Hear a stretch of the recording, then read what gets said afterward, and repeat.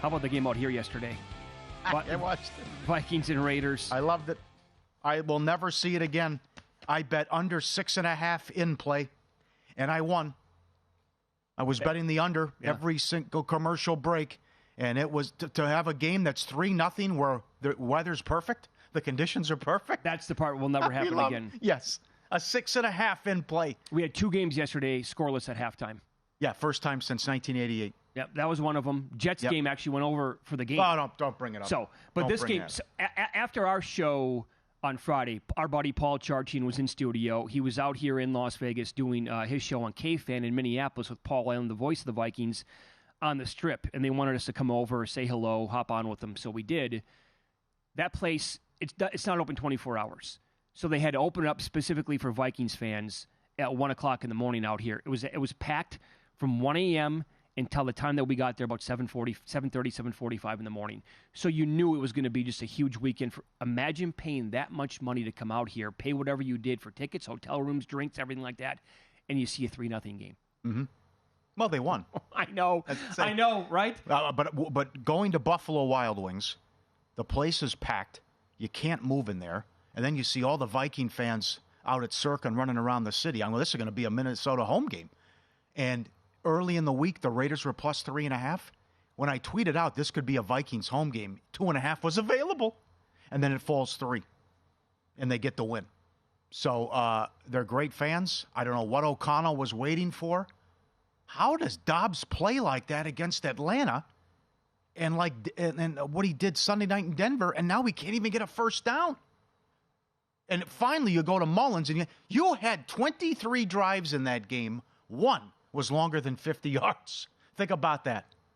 Well, imagine playing the drive-by-drive results. Oh, it was the first scoreless game through 3 quarters in Raiders history. Yeah. That's another one. I tweeted this out, too. Someone used the Vikings in Survivor. And you know, nothing on the line here, right? Just $9 million, as you said, with all the President's Men line. I said, can you imagine the person who has Vikings in Survivor right now? Sorry Bookies on X, Ryan Radke. That was me, Paulie. I also had the Texans last week. They beat Denver with the goal line stand. Let's just say the blood pressure's been higher than normal and getting a lot of welfare check text from friends. Follow the Money Army member. Good tweet. No, that's a 3-hour heart attack. Oh, God. Is what that is. I can't believe this. Now, we forget because it's, football has been more offensive-minded for many, many years now. Did you see this, though, about the scoregami? Whether or not 3-0, people were asking. Whoever has that Twitter account about, like, hey, it's 3-0 the first time it's ever happened. They had a tweet out last night. Yeah. No, it's not a scoregami. 3-0 has happened 59 times before. How can that be?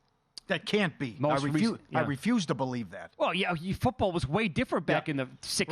Right. And come on, probably happened twice a Sunday. The last one I remember well, 2007 Monday Night Football. The field's unplayable. It's raining. The Steelers win 3-0. They made a field goal with 17 seconds left. I liked the quirky research, which actually exists on Twitter. The latest, the game was 0-0. And they went down the list and all the games they had and what happened. And then you even had Joseph with, are they going to kick it here?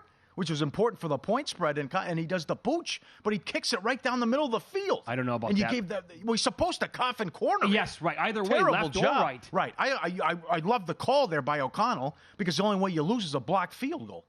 But if you got to go coffin corner there, he only punts it 10 yards, and it bounces right to a Raider player. Suddenly it's like squeaky bum time if there's a PI or something. So our buddy Fitzy was texting me during the spot. He saw it coming up. He's like, you know what they're going to have to do?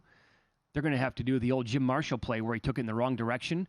They need to snap it to one of their fastest receivers and have a teammate with him, run backwards to the other end zone and melt the entire clock, and then just sit there, don't let the Raiders catch you, and then take a safety, end the game 3-2. Army-Navy. That was probably the safest play. Run all the way back? Yeah, melt the entire clock, and then take a knee in the end zone. 3-2 is your final score, and the game's over with. It ends on zeros. Yeah. Because that's risky what they did. Yeah, I know. Well, who thinks that Joseph's just going to punt it right down the middle of the field, though, in 10 yards? How about Danielson and Nessler didn't know the game was over? They thought Army should get there'd be a free kick. It's like it's not a defensive penalty, guys. Right. No, that's it. I couldn't believe that. That's it. It's all she wrote. It's over with. No, but that either way, I mean, he's supposed to go one of the corners, and then it's over. I mean, I can't believe he kicked it right down the middle of the field and only went like 10 yards. It's the last spot on the field he needs to put it. Yeah. You know? But it was just astonishing. Absolutely incredible to be 0-0 that late in the game. How good of a sweat is that if you had Vikings minus 2.5? You'll never see that again. Or if you had Raiders play, you had You'll both. never see that How about again. that? You could have had both. Could have done both right there. I mean, but if you in today's NFL with perfect conditions, 0-0 with 2 minutes left, you got to be kidding me. Visit VSiN.com to get current odds, listen for free, find showtimes, and download VSiN sports betting podcasts.